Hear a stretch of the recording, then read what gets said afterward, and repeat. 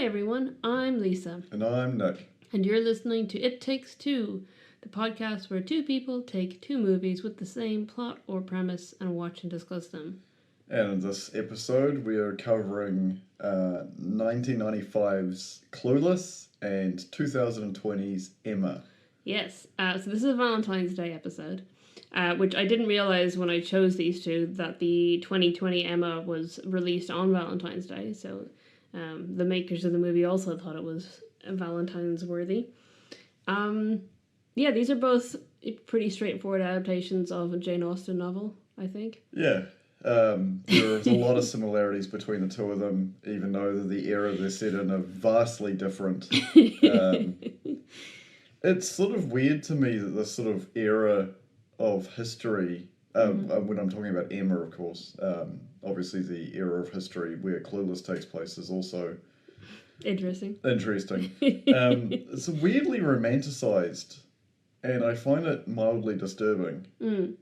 Because being a Kiwi, we were the first country to give women voting. Yeah. And there's this weirdness of romanticizing a time where women didn't have rights. It's very funny because Jane Austen was writing these novels in that kind of period. Yeah. And they're very much criticizing. Yeah. to a certain extent. The expectations around women.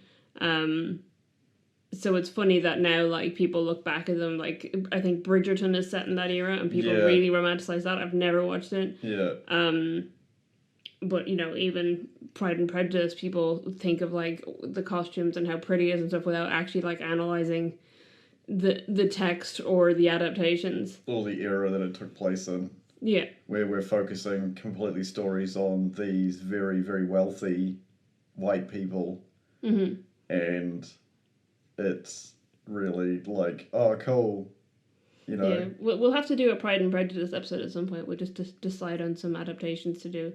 Because I think it would be really interesting to pick apart Jane Austen's commentary on the social etiquette at the time. Yeah. From that perspective. I think in Emma, it's very much a character study of Emma, but deeply steeped in these societal expectations and, how she sees herself compared to other people and things like that. Yeah, I think we were about 30 minutes in, and you asked me if I was okay, and my response is I have no friggin' clue what's happening. Did that improve as it went on? Did you get more of an understanding of what was going on? Yes and no. I think the juxtaposition between Emma and Clueless kind of made the story more cohesive, which sounds really bizarre. But it's... Well, it means that Clueless, while a very unconventional adaptation, does a good job of it, because it's how do I translate this story that's based very much on the specific etiquette that no longer exists. How do I translate that to, 90s American society in a way that people will go, oh, this is what the relationships in Emma are about. Yeah, it's interesting to me because there was a lot of comedy in Emma that I wasn't expecting. And it's the easiest way to put it into words is there's a lot of sort of situational humor that happens in Emma that I don't know if wasn't 100% intentional. Oh, I think it is. Clueless is clearly a comedy. Yeah, but it's also more of it to me feels like a satire. Yeah, but here's the thing is that Emma itself, like I said, Jane Austen was making essentially satirical commentaries on that society. So it is, I think it is intended as I haven't read the book, I'll say. Right. But my understanding is that Jane Austen did intend it to be somewhat of a comedy. So the comedy that it got to me, the parts that I found the funniest was something that I find unbelievably uncomfortable and not maybe modern era is really hard to point because obviously I've never been friends with people who have had people who doubt on them constantly. And I think the servants in Emma were the funniest to me. Why? Because of just the weirdness of some of the requests that are made, the awkwardness that they're put in, the constant complaints about drafts. Was so amusing to me. Absolutely brilliant performance by why is his name gone? Bill Nye. Bill Nye's just performance in the whole movie is just absolutely fantastic. He's fantastic in a lot of things, so. And you know, this constant like, I feel a draft, and all the servants just like freaking out and running around in circles like headless chickens, just like trying to and like the screens, the whole repeated like, oh, there's a draft, put the screens around, like this. And it goes back to what makes me uncomfortable about it is this concept of having these people being in this era, being that wealthy, and having these people constantly surround you, dressing you, doing everything for you. It just really shows that without money, these people are like basically helpless. And it really does show in Clueless the fact that if she and the family weren't wealthy, she'd be absolutely screwed. Because she's and it's interesting because when we're talking about juxtaposition, Cher in Clueless is very, very, very skin deep until later on. Like in the beginning, it's just like, oh, she's got a touch screen that dresses her. And when she tries to put clothes in, that she's like, oh, this might be a cute outfit. The thing's just like, nah, mismatch, you can't do that. Like, you can't dress. Yeah. It's at the point where technology and wealth has given her so much excess that without it, she'd be completely and utterly lost. Where it comes to the point where she gets dropped in the valley and is instantly robbed and is more concerned about the fact that her dress is more important than the fact there's a guy with a gun to her head. Yeah, she just has no concept of anything outside of her little bubble. Yeah. I mean, that very much is the case in Emma as well, because I think the whole idea is that Emma thinks she's a lot more intelligent than she is. Yeah. And there's a comment in it where she's talking about Jane Fairfax, and she's and they say that she's very accomplished, and Mr. Knightley says to her, it's almost like she's the accomplished woman you like to pretend you are, or something to that effect. And it's exactly what's going on, in that she thinks really highly of herself, and because she has wealth and people see her as handsome, is how she's described, people act like she's accomplished. Yeah. But she's not. If you took the wealth away from her, she would have nothing. She doesn't know how to do anything, really. Yeah. Just for the record, it is classed as a comedy of manners, which is a specific class of satirical and realistic comedy based in that general period that is satirizing the manners and social conventions of the era. So it was intended by Jane Austen to be a comedy. And it was intended to be a satire. So obviously Clueless amps that up. Yeah, really ran with it. Really runs with the satire. And I guess that's to get across that, like, because I mean, someone, in our day and age reading Jane Austen novels might not read the satire in there because they don't have the conventions. They're not living with that, so it's not as easy to recognize satire, especially if it's like a realistic or subtle satire of a society that you don't actually have a connection to. Whereas if we both lived through the 90s, if we're watching a satire of the 90s, we're like, yep, there it is. That's a satire. It's interesting because, like, both the characters, Cher and Emma, are sort of like, as we said, vapid, self-important, and it's interesting because they spend both movies manipulating others to make themselves more aggrandized, and it's interesting because in Clueless they hook up two teachers together because she wants better grades, so they want the teachers to be happy, so therefore they're like, okay, disgusting. Yeah. Maybe the little bit of happiness that the teachers get is warranted. I understand that, these are all fictional characters and they're not real, but, like, I can't help myself because I watch so many movies too, and adaptations from movies into television shows, or books into television shows, books into movies, to see the greater picture when it comes to, you've got two unhappy teachers. This girl's like, I didn't learn from my father, who's a litigator, to be able to argue my way out of a better grade. So what I'm going to do is manipulate these two people's lives. And,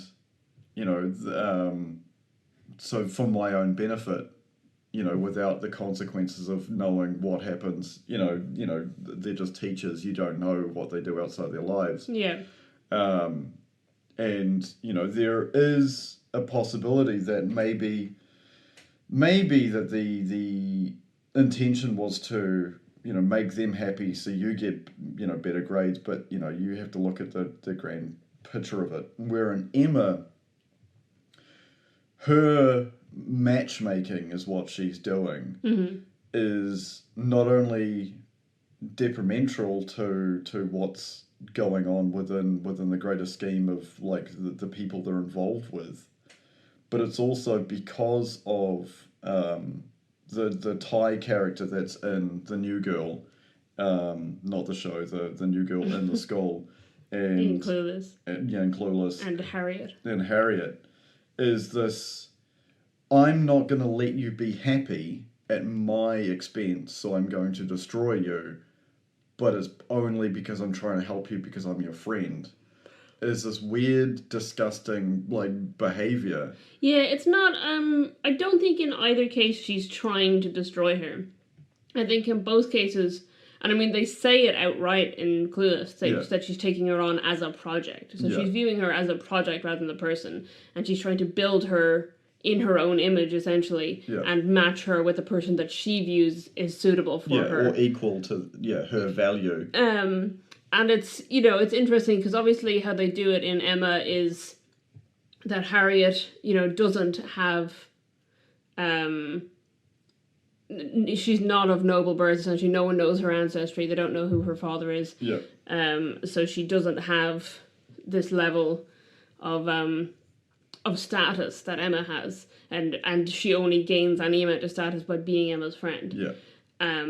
And she initially is in love with a guy who's a farmer who also doesn't really have a lot of status, but possibly has more status than she initially does. Yeah. And Emma's like, no, he's beneath you, and discourages her from that relationship.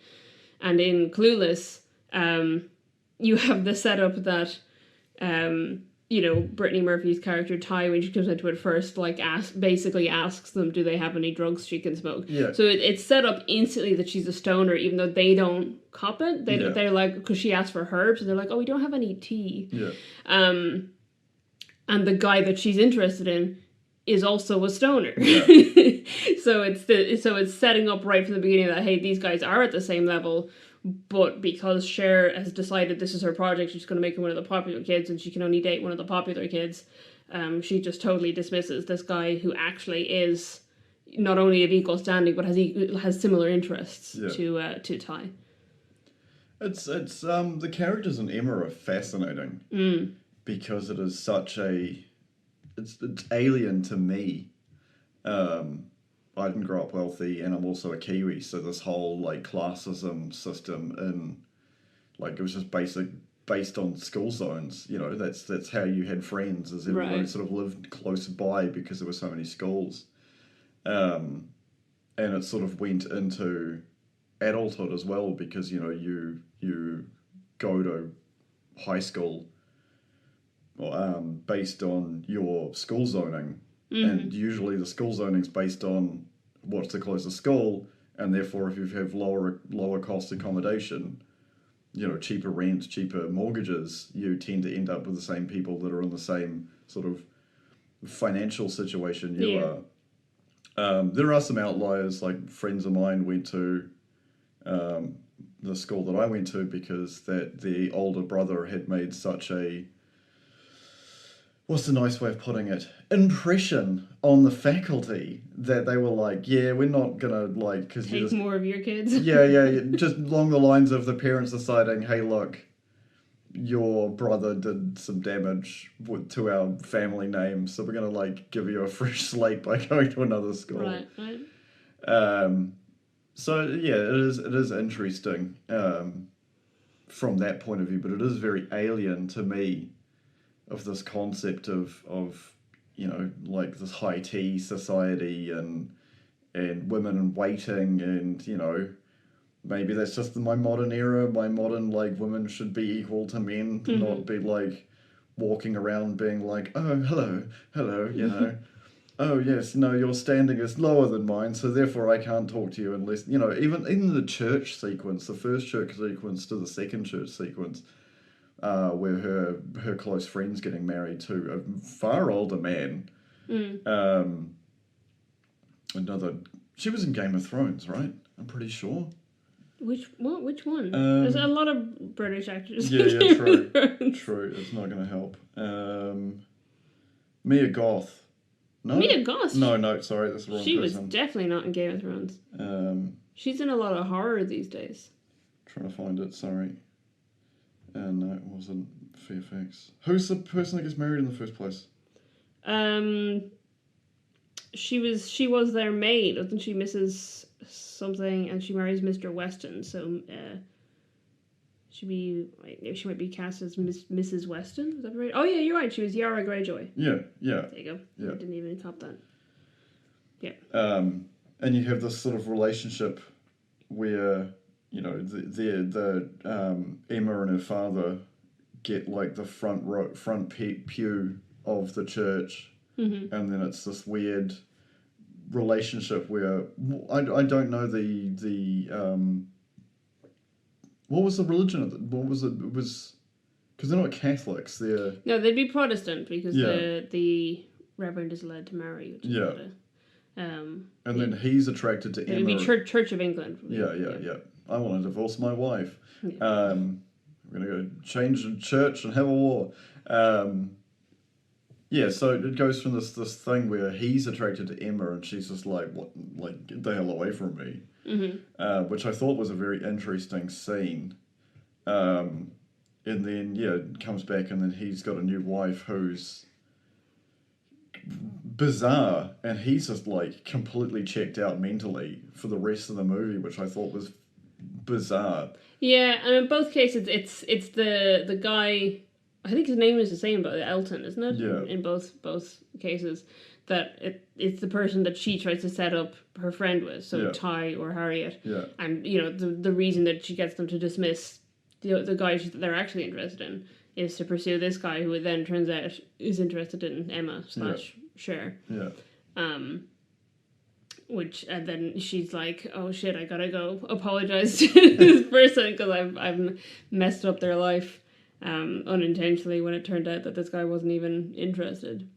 Because I think in both cases she genuinely believes that there is interest. Yeah. When she's just not realised that it's in her. It's, I think I say one character, but the two characters we've sort of glossed over is the actual love interest of the main character. Ooh. Wait, now when you say the actual love interest, do you mean the love interest by the end of the movie, or the love interest that they think they're in love with earlier in the movie? Well, I think we should go with earlier in the movie first. Yeah. So we have, in Clueless, new guy Christian starts school. He is referenced before that, and she talks about him, because the teacher's like, who's this Christian guy? Is there a Christian in this class? And she's like, oh, well, the story is his parents have separated, so he's spending half the year or half the semester at this other school and then half the semester here. And whereas in Emma, it's the son of this guy that she's just set up with her maid, and she's never met him, but this guy talks highly of him, so she's kind of built this image of him in her head. Yeah. So in both cases, there's references to this person beforehand, and they're anticipating their arrival. So there's a lot of room for this character in both instances who, like, is a romantic and believes in setting people up or whatever, and then is building an image of this guy who then shows up and to them is handsome or, you know, appealing. Yeah, because there's weird stuff going on. He's in Emery's got a very sick aunt. Yeah. And then took his uncle's name.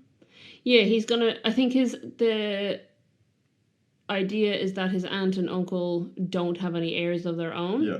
And they're wealthier than his father. Yeah. So he, as the nephew, is going to inherit their estate. But he's changed when he came of age, he changed his last name to his uncle's last name to inherit their estate. Yeah. And again, it's weird. Yeah. Politics and societal ideals. And then Christian, on the other hand, I sort of caught it before the character did. It's so good. Because it's funny, looking at the IMDb of Clueless, like, a whole load of it is just all the hints they drop about Christian. Yeah. Because the first second he appears, spoiler alert, Christian is gay. Yeah. But the first instant he appears, first of all, he's just dressed like he's out of a 50s movie the whole time, like he's just trying to be James Dean. Yeah. But in the background behind him is a no discrimination poster. Yeah. And then he's, like, reading a book about homosexuality in World War II, and then there's, like, every single moment with him is a reference to the fact that he's gay, and then you find out later, and she's like, what? The bit that cracked me up, and this is, like, an ongoing, like, meme within a lot of movies, like Airplane's a great reference, where one male character asks another character, do you like gladiator movies? And it's like, oh, we're going to watch movies. And it's like, oh, what are they watching? And they're watching gladiator movies. And I was just like... No, so they watched Some Like It Hot and Spartacus. Yeah. Both of which feature Tony Curtis in, like, doing something queer, essentially. Because in Some Like It Hot, it's all about him, like, cross-dressing him and Jack Lemmon.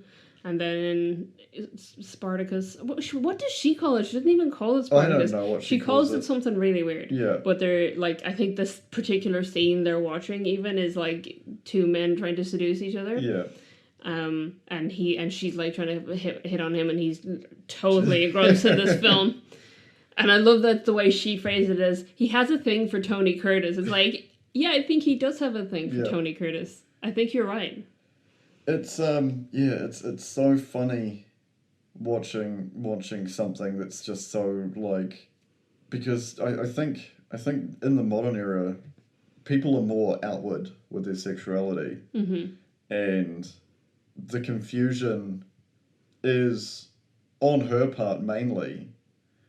But it's also like, all right, mate, like, you could have just been like, hey, look, I know we're, like, hanging out together, but, like, here's some information about me that might be... yeah. You know, you've spent an entire day making, like, you and your friend making sure the lighting in the house makes you look good, and you're, like, all this weird... And it's just the vapidness of Cher and that whole lead-up, like, sending herself gifts to make him jealous. What did she say? I would like to wear skimpy clothes because it reminds men of nudity, which makes them think about sex. And it's just like, what are you talking about? I think it's like that. It's a satire on, like, you know, these wealthy teenage girls and their idea of what men are interested in, and, like, throughout the movie, pretty much no men are interested in it. You know, it's not something that any of them actually seem to care about at any point. You know, and so it's even commented on that, like, the reason guys are into college girls is because they don't do all this stuff. Yeah. And it's like, wait, well, if you know that, then why are you still claiming that you're doing this, you know, to get the guy's attention or whatever? It's going back, I've just had, like, a genetic memory pop up here. There was you in Ireland, do you have Lynx, or is it Axe there? The body spray. Lynx, I believe. Lynx, I don't know. You're asking someone with no sense of smell. Oh, yeah, true. I've never had to deal with this. Oh my god, you never would have suffered through this. No. Okay. Also, I went to all-girls schools. True. So... But then I'm assuming I think Lynx. There might have been both. I don't know. So... Are they the same thing under different names? Yeah, they're the same product. Like, they're all named after they're all named like that it would give the writers of scented candles, like, nightmares. They're all, like, Africa and, like, you know, like, weird names. Almost borderline. What was it that I saw that made me laugh? It was determining if something was a sports drink flavour or a laundry product. Right. Because they're all like Ocean Blast and things like that.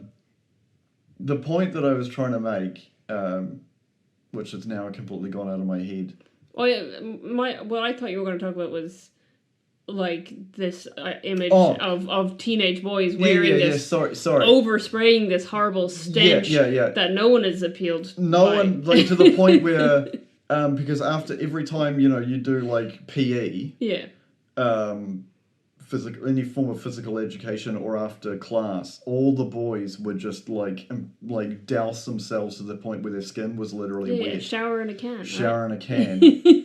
And I think one of the teachers, I don't remember which one it was, like, had this moment, because I think this was like, I think I was in like intermediate, which I think is called secondary. I don't, it's weird. New Zealand's education system's weird, how we like primary school, secondary school, or like intermediate and then college. I think that's like, if there's Americans listening, it's like the difference between elementary, middle school, and high school. Yeah. Because they've got a middle school, which I think is your intermediary. Yeah. In Ireland, we just go primary then. What's junior high then? Oh, I don't know. Okay. Is that not part of high school? Okay. I'm not American. I was trying to... Get in the comments. Tell us what it was. I know they've got something called middle school that's in the middle. But in Ireland, we just have primary school, and then we have secondary school. Yeah. And then we refer to like college, etc., as tertiary education. So it's 1, 2, 3. Makes sense. It was an assembly, and like I think one of the teachers was just like, "Hey, I want to do a social experiment here. All the girls who like the way the boys like apply their links, please raise your hand." And no one raised their hand, and then for like the smell like dropped from like you couldn't breathe to. But it's the same idea that like it doesn't actually appeal to anyone. Yeah, it's because I think Lynx or Axe got sued. Right. Because they. I know we're going off topic here, but it's not. It's still in the idea of the zone of Clueless. Yeah. Because some guy had like worn it every day and like acted the same way they always act in those commercials. Yeah. Because they're the most blatant of lying to your customer. And he never got dates. Yeah. And it's you wouldn't. Yeah. And it's just like, okay. And he ended up winning because he basically involved, like, it's so sad. I'm assuming the poor guy was probably on the spectrum, if not, something else was going on in his life where he thought ads were real. This concept of spending his entire life just doing the Z, which is when you spray from one armpit across your chest down to your waist and then across your waist, his entire life, and never getting dates, never having any interest from women, and ended up taking them to court and just being like, "You ruined my life," and they were like, "Yes, buddy." Like, we know your product does not appeal to any of the opposite sex. It's bizarre, but it is, it's that same idea that like the amount of effort these girls are putting into things in this movie, when like the guys really don't give a shit. Yeah, they don't. And it's funny too, because like we should probably introduce who they end up with in the end, which actually appear way earlier in both the movies, but it's in fact their stepbrother. So in Emma, he's not her stepbrother. His brother and her sister are married, but the way that the etiquette and stuff of the time is that they're then considered family. Yeah. So that's why there's the quote in it, which I thought was funny, because I've seen Clueless. You haven't seen Clueless before. And the quote was, "We're not really so much brother and sister to make it improper," when she's suggesting that they dance together. Yeah. Whereas in Clueless, the way that they've tried to, like, emulate the taboo of that relationship without, like, making them actually related is that they're former step siblings. So that her dad, who is her biological father, 5 years ago was married to this guy's mother. Yeah. And they've been separated for 5 years. Yeah. But he still, because what the dad says is you divorce spouses, you don't divorce children. Yeah. So he still views him as his son, which makes it a bit weird, iffy. There's also, like, the fact that they're both, well, he's a litigator and Paul Rudd's studying law. Yeah. So there would be some, like, commonality there of, like, how much influence, because, you know, based on their ages, 5 years ago, and then it's not explicitly said, I don't remember if it was or not, I'm pretty sure it wasn't, how long their relationship lasted. So he might have had... Yeah, no, she said you were barely married to her, is what she said. So the implication is that they weren't married for very long. Yeah, but he still would have been an era of his life to change it from having this, you know, very successful litigator as a father figure. Yeah, absolutely. Because, I mean, he's in college and he's talking about choosing his major, essentially, because he wants to study environmental law, and the dad's like, why would you do that? Yeah. There's no money in environmental law. But I think that would place him at around 19 or 20 years old. Yeah. And she's supposed to be 16. Yeah. So 5 years ago, he would have been, 14 or 15, and she would have been 11. It's weird. Yeah. Whereas in Emma is 21. I don't think they state, well, certainly not in the movie, they don't state how old Mr. Knightley is. But I think it is implied also that he is. So did his sister die? How is he single? No, his brother is married to her sister. Oh right, they're both in it. Yeah. Sorry, yeah. They're both in the movie. They show up. Oh, that's right. The fussy cut. Oh my god, that was so annoying.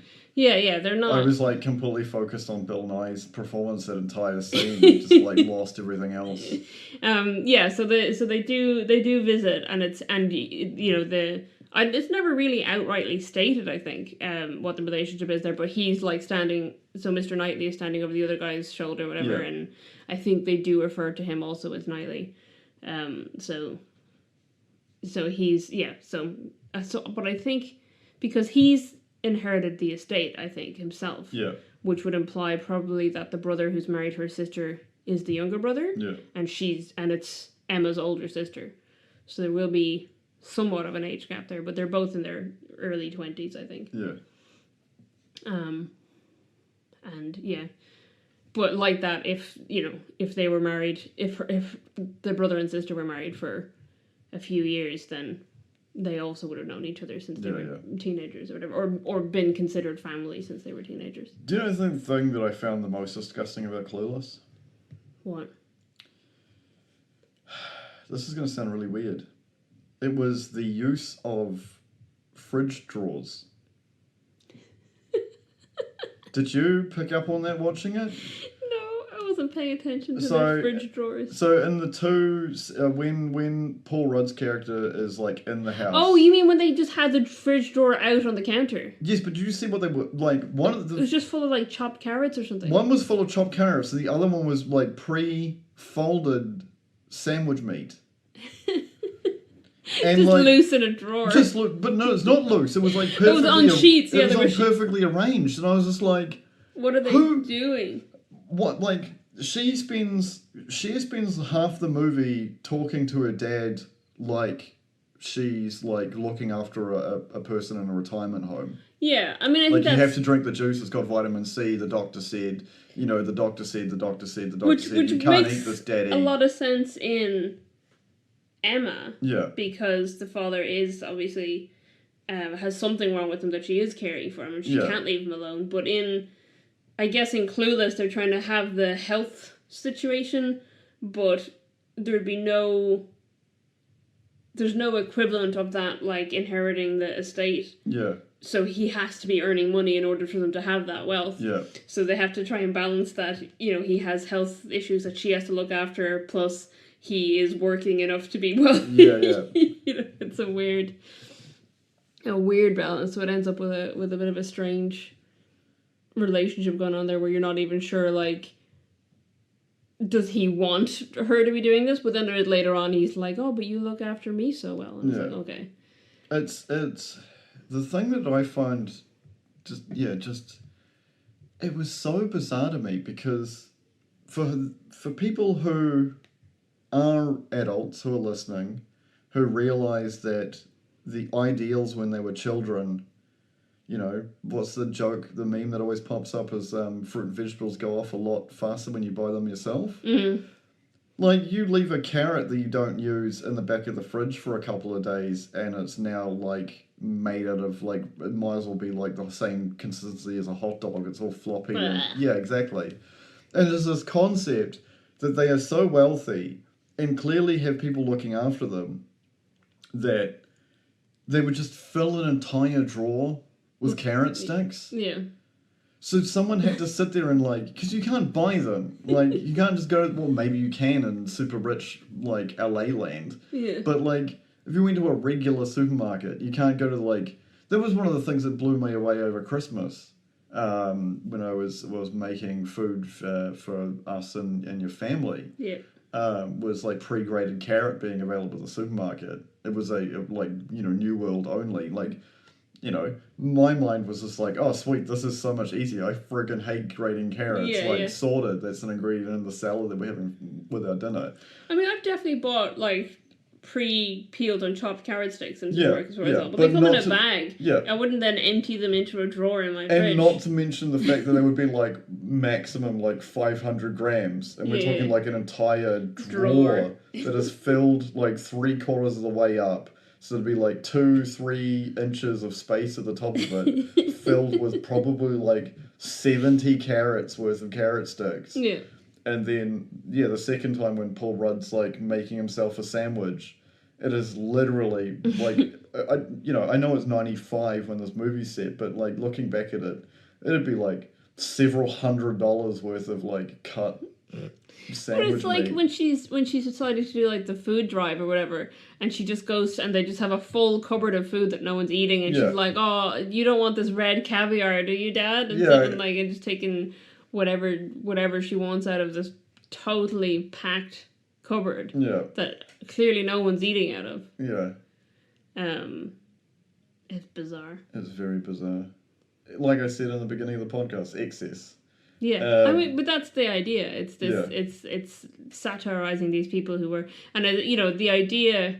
I have to applaud, the person who adapted this, because like, the concept of taking that Regency era, wealthy society stuff and being like, where can I put that in modern era, and just like transplanting it into Beverly Hills, is fantastic. It does work.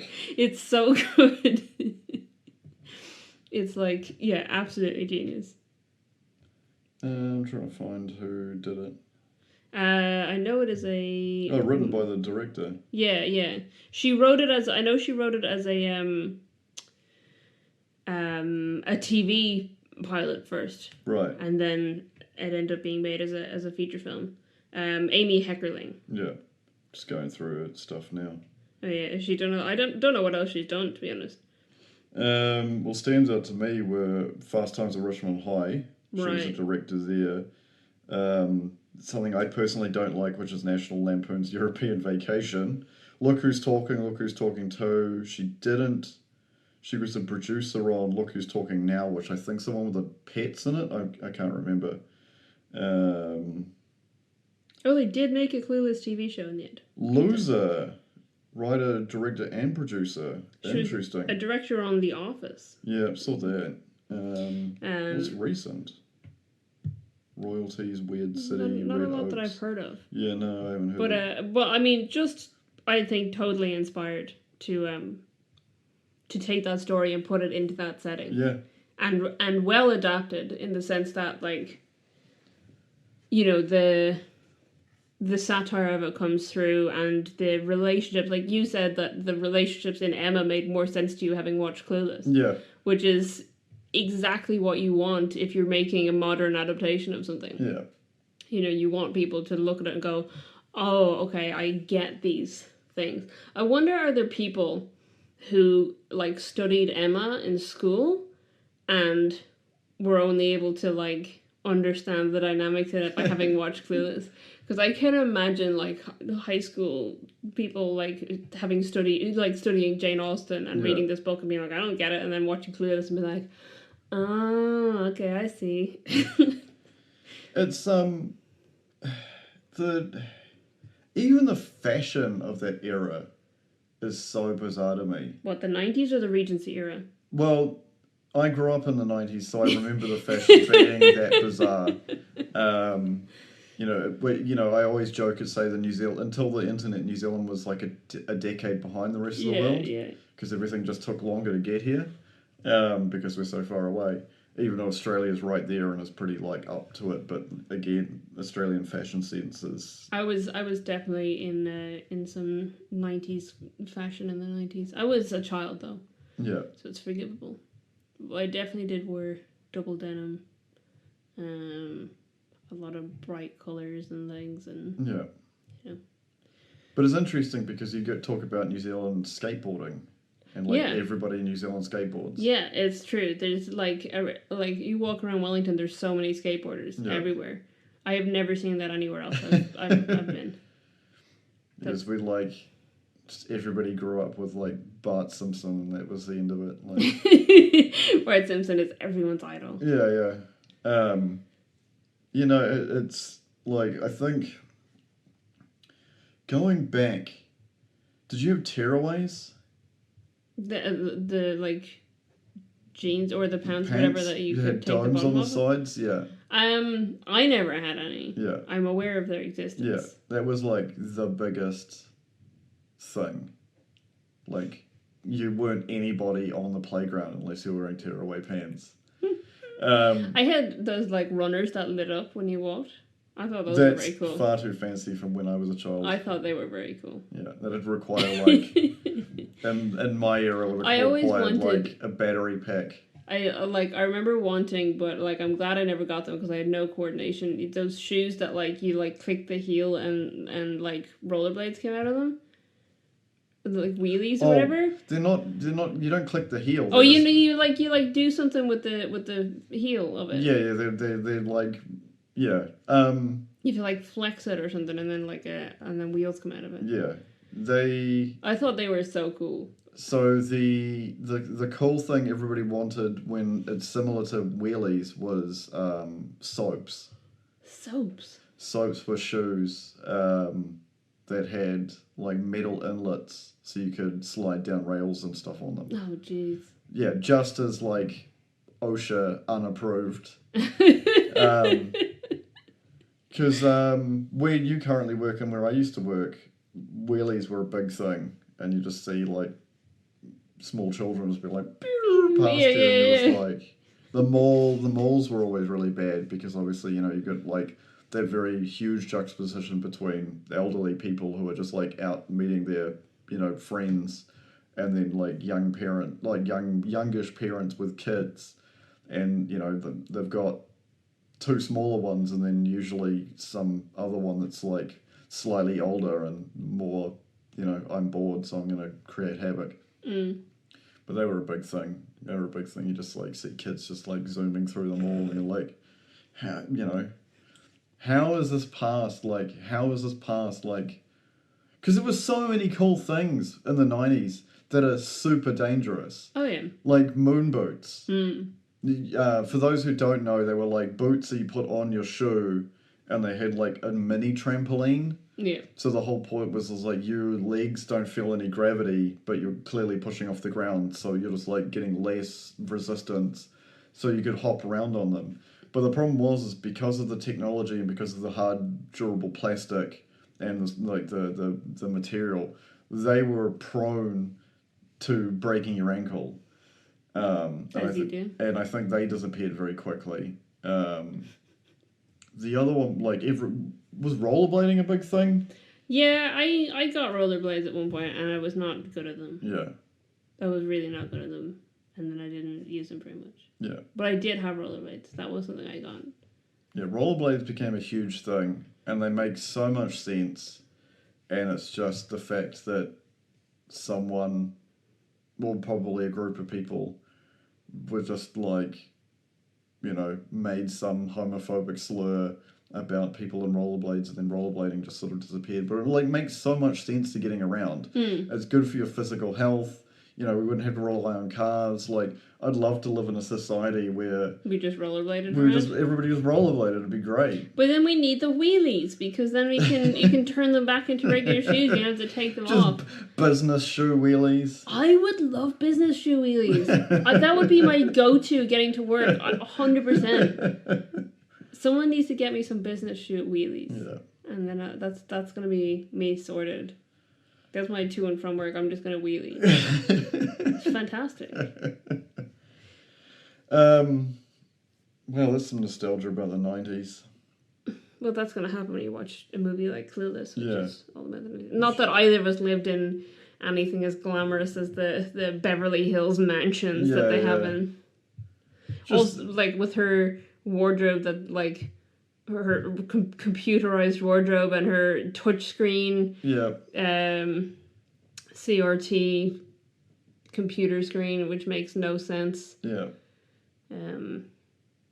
Very high tech, much higher tech than anything I had in and the have 90s. That kind of technology used just to get dressed. Yeah. It's funny, and the amount of clothes she has, Jesus. Yeah, it's ridiculous. Like I said, excess to the point of excess. Yeah, absolutely. And it's funny because one of the major things is obviously there's no something you can compare it to in Emma. It's just the fact that everyone's terrible at driving. Yeah, it's hilarious. It's just these rich kids who can take their dad's car out or whatever, or have a car of their own because they're 16 and they're just absolutely terrible at driving. Yeah. To the point that when she goes to take her test, the instructor gets her to pull over in the middle of it and is like, "No, get out of the car, you have failed." Yeah. And she's like, "But we're not going to do these things." He's like, No. Because she almost runs over, and it's she pulls into the cycle lane and almost runs over cyclists, and she's like, "He came out of nowhere." It's the same thing she says when she hits a pop plant on the side. She drove up on the curb and hit a plant and was like, "Wow, that came out of nowhere." Yeah. It's like, no, it didn't. No, it didn't. It's I hate to offend anybody who idolizes these people, but have you seen that clip from the Kardashian show? Because one of them is required to wear glasses while driving. Oh no. And almost on camera almost hits another car, and then it's just oh yeah, I can't see anything with my glasses, are in the thing? And the other person's like, no, they're not, and they're like, oh okay, and they're just kept driving, and I'm like, what is anywhere else in the world, you get pulled over and they look at your license and go, where are your glasses? Yeah. Cool, you're under arrest for driving, violating the law, and it just screams to me of that where they live. And the excess of where they live, just you never see a single police officer or security personnel, not even at the schools. And I know they weren't big in the 90s, but there was still there's an entire era of LA where the police were the worst people on the planet, and yet you get the juxtaposition of where they live is just you never see a police officer or anybody of authority other than daddy who's got the credit card. Yeah. And even she doesn't respect her teacher's authority because she just literally plays them all to get her grades up. Yeah.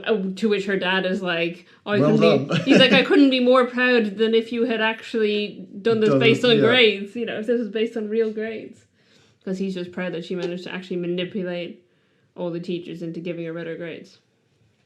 What I take away from both these movies is Emma is a really good movie, a good film. Mm-hmm. I would watch it again, not soon, but again. Mm-hmm.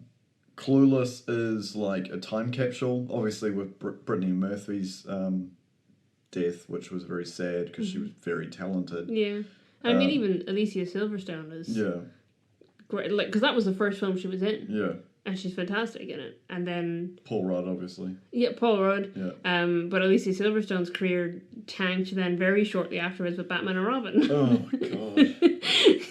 She was like, whoa. Because she was cast in Clueless off the back of the director having seen her in one of Aerosmith's videos. Right. Because that was the only acting she'd done to date was she'd done a couple of Aerosmith videos. And there was it sounds like a lot of big name actresses up for the role. Right. But the studio didn't put pressure on the director to cast a big name actress. So she was like, okay, well, I want to go with this girl. Bring her in. Which was the right decision. And it's, another case for not casting people just because of their name. Because, Angelina Jolie was up for that role. And I can't imagine Clueless with Angelina Jolie. Reese Witherspoon. Maybe a little bit more, but I don't know. Reese Witherspoon, it would just be Elle Woods from Legally Blonde. Yeah. And in Clueless. I don't think it would have worked as well. I think some interesting titles in her filmography. Who, Alicia Silverstone? Yeah. Very weird. Yeah, it does seem to be like going up and then Batman and Robin. Yeah. And she got like really heavily criticized for her looks in Batman and Robin. Right. Like literally people, because she played Batgirl and people called her like Fat Girl. And she was not fat. Yeah. But then at the same time, she's not a stick. Yeah. I think that was the issue because was it Kate Moss? Who was the person that was like the ideal like body type in the 90s? Kate Moss is probably one of them. Yeah. Yeah, which is like everybody's different. Everyone's got a different genetic makeup. Like getting to that skinny level for a lot of people would be super unhealthy because you just physically have a larger frame. Yeah. Yeah. I don't. There's a lot of problems with Batman and Robin, and her BMI is definitely not one of the problems. Yeah, I think if the combo of people criticizing her for her looks and like that, plus the movie not doing well. It's just the movie is just like I have no issue with like stories being adaptations of stories that are in sort of like trying to find like a nice balance between their personal style and the actual source material. But Joel Schumacher cannot make like comic book movies. Like they are they feel like erotica. And it goes, you go from, my favorite era of Batman to, like, these movies where they're all wearing, like, weird prosthetic muscle suits. And, George Clooney's famous thing about how he's got a framed picture of himself as Batman to never take a movie just for the paycheck. Like, what was the point of putting nipples on the Batsuit? I don't know. Just that whole era of like, okay, Tim Burton made this really amazing, how do you get that from paper to screen in a way where it's, this weird gothic sort of not quite reality, sub-reality, Gotham is this very weird place with like this gothic statues and at the same time like very modern for that era that it's set in, transport systems. I think the Nolan verse did it very well, but and then turn it into this very like, you know, if you're going in and you're making a Batman movie for the modern era, obviously it was the 90s, but for the modern era, and going, the inspiration I'm going to draw on is the Adam West Batman. Yeah. That's like, you're going to end up with stuff that is campy. Yeah. But I mean, I like Batman being campy. Yeah. I do enjoy Batman Forever. I know we talk about this because you don't agree with me. No, I don't. I like it. Okay. I enjoy it. I don't think it's necessarily a good movie. Yeah. I just enjoy it. But Batman and Robin is just bad. Yeah. It's just bad in pretty much every way that it can be bad. I do like Batman Forever, though. I like the campy Val Kilmer Batman. See, Val Kilmer I can deal with. Like, yeah. And his weird body movements are just absolutely great when you realise that he physically couldn't move his head. Yeah. So therefore, everything is a full torso turn from looking up to looking down to turning around. Yeah. Absolutely fantastic. I enjoy it. I mean, I love Michael Keaton's Batman. Yeah. You know, but then I do enjoy Val Kilmer's Batman and Batman Forever. It is a weird movie though. Yeah. But then Batman and Robin went rapidly downhill. Yeah, any of them with George Clooney is just awful. He's only in one with... Yeah, and I'm saying anything with George Clooney is awful. That's not true. George Clooney is... I mean, we watch Oh Brother, Where Art Thou? No, I'm saying in taking a character like Batman and putting George Clooney as Bruce that's Wayne, a wrong decision. Yeah. That's just but I mean, I also can understand why you could look at George Clooney and compare to Bruce Wayne in terms of being, you know... I thought he was in 2. George Clooney is Batman. Yeah. No, he only did Batman and Robin. You had Michael Keaton for 2 of them, and then Val Kilmer for 1, Clooney for 1. Wow, like my brain is like done that weird like separation of like. Oh, okay. You're like Poison Ivy and Mr. Freeze are in 2 different movies.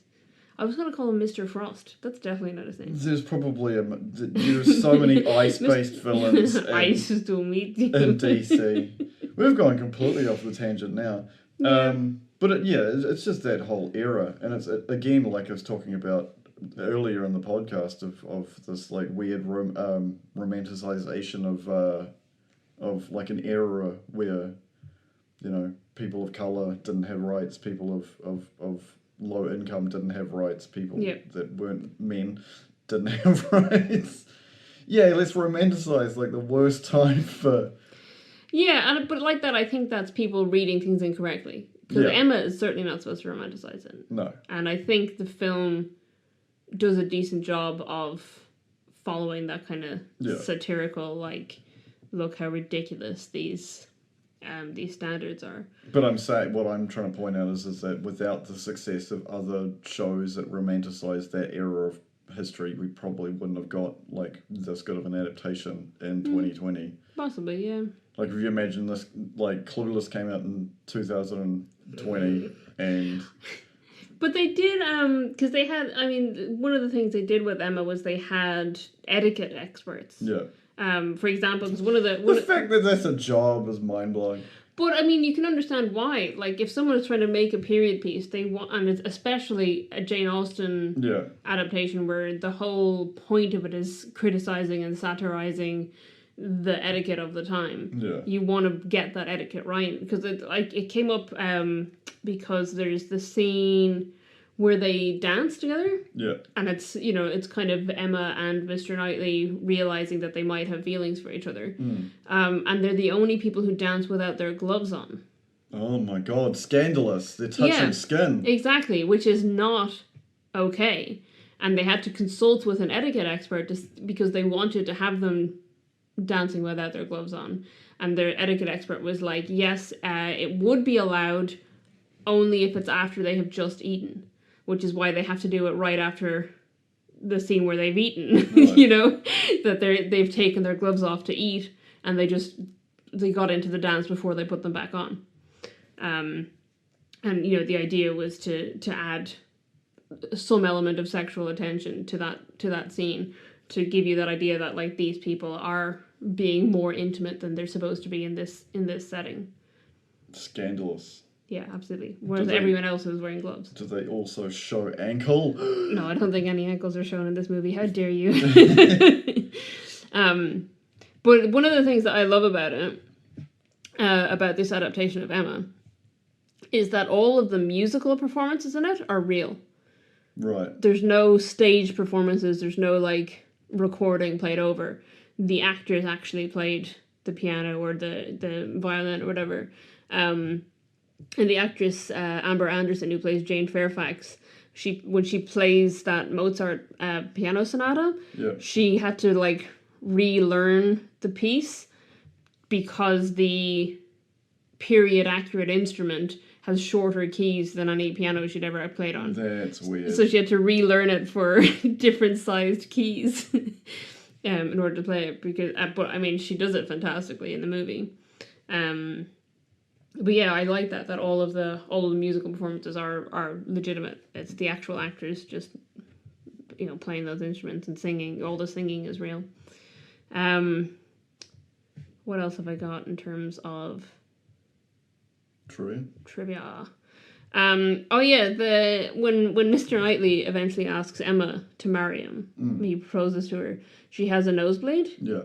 So apparently the director, Autumn de Wilde, she gets nosebleeds herself, and she spoke with the screenwriter and wanted to include a nosebleed somewhere in the script. So they originally had a scene of Harriet getting a nosebleed when she was trying to figure out, or they were like playing charades or something, and she's trying to guess it and got a nosebleed. Yeah. And then Mr. Woodhouse had to be rushed out of the room so he wouldn't have to see the sight of blood and all this stuff.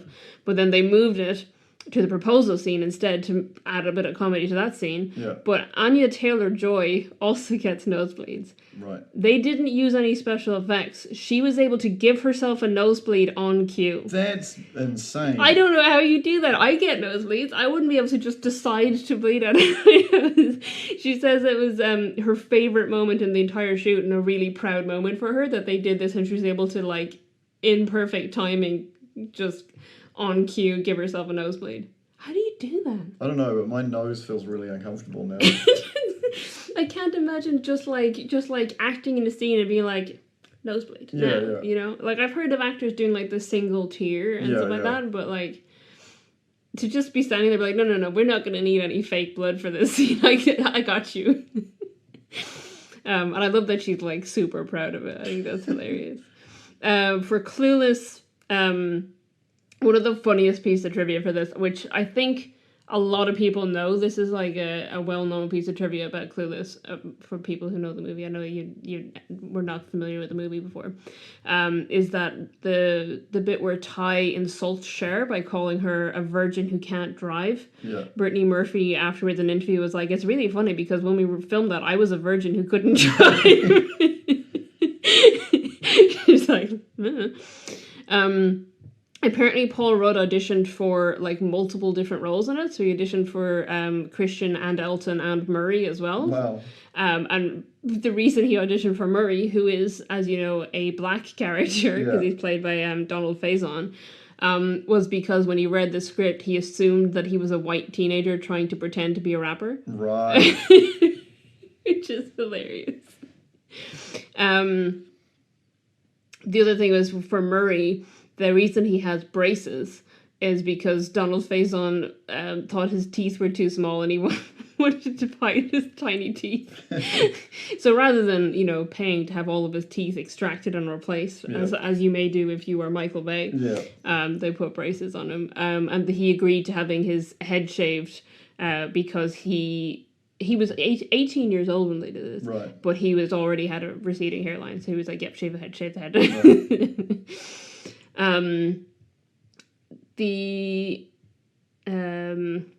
Most of these are just facts about Christian being gay, which is hilarious.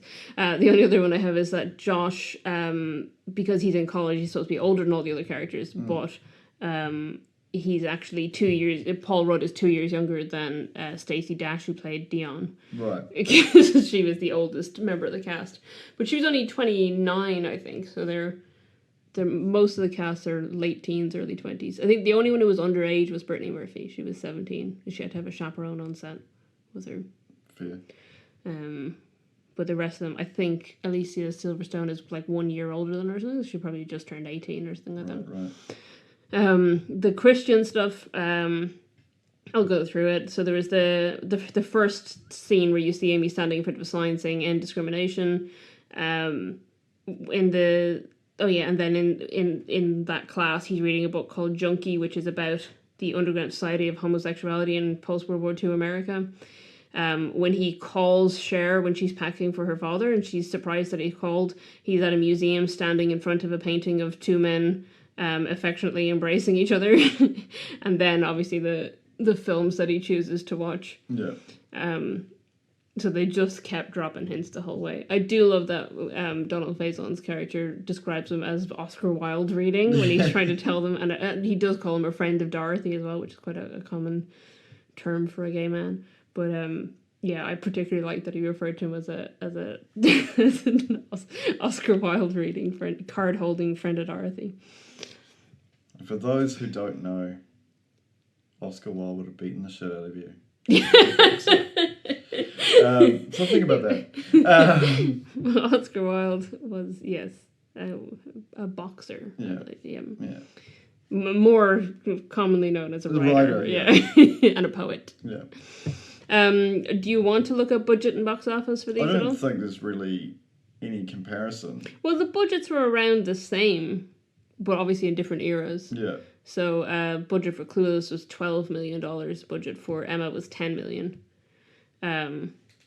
So you could compare based on that. The box office for Clueless was $56 million. And for Emma was $26.8 million. But I don't know to what extent that was affected by the fact that it was released in February 2020. Yeah. I do know that Emma has been on Netflix for quite a while, or it had been on Netflix for quite a while. So it was probably a lot of viewership through there, which wouldn't have been because box office numbers for is it Anya Taylor-Joy? Anya Taylor-Joy. Yeah, her record for the last couple of years has been insane. Yeah, like, obviously everybody watched. Well, not everybody, but there was a lot of hype around Queen's Gambit. Mm-hmm. Last Night in Soho is fantastic. The Witch, which was yeah. I think her first film or one of her first films. And what was the last thing I was thinking of? What was the real recent one? Oh, The Menu. Oh, I think they say The Northman, which we covered on the podcast. Yeah. And also Super Mario Brothers, which we covered on the podcast. Yeah, she's just like raking it at the moment. Well, I mean, she's now, the next thing she's in is going to be big as well. What's that? Furiosa. Oh, yeah, I forgot that she was Furiosa. She's playing young Furiosa. I don't know what that's going to be like. I imagine it'll make some money, though. Yeah, I just find the timeline of Mad Max confusing now. But anyway, as a person who's seen 4 of them, and yes, the first one doesn't start in the apocalypse, which is even more confusing. I was going to say, what was I going to say? I was going to say, sorry, it's getting warm in here and my brain can't focus on things at the same time. That's for anyone who has that on their bingo card of things that Nick's going to say in the podcast. It's warm in here. It's getting warm in here, so my brain doesn't work anymore. Yeah. It's just like lots of pieces of string, and I have to grab 2 ends and tie them together so I can make a sentence. If you want to follow us on multiple platforms, please check out our website, ittakes2.co.nz. That you can find everything, obviously in the footnote, show notes, description, whatever it's called on your platform of listening. You can find a link to everything, including our Discord. I hope you enjoyed this episode and continue listening to us throughout 2024. Happy Valentine's Day, and goodbye. Goodbye.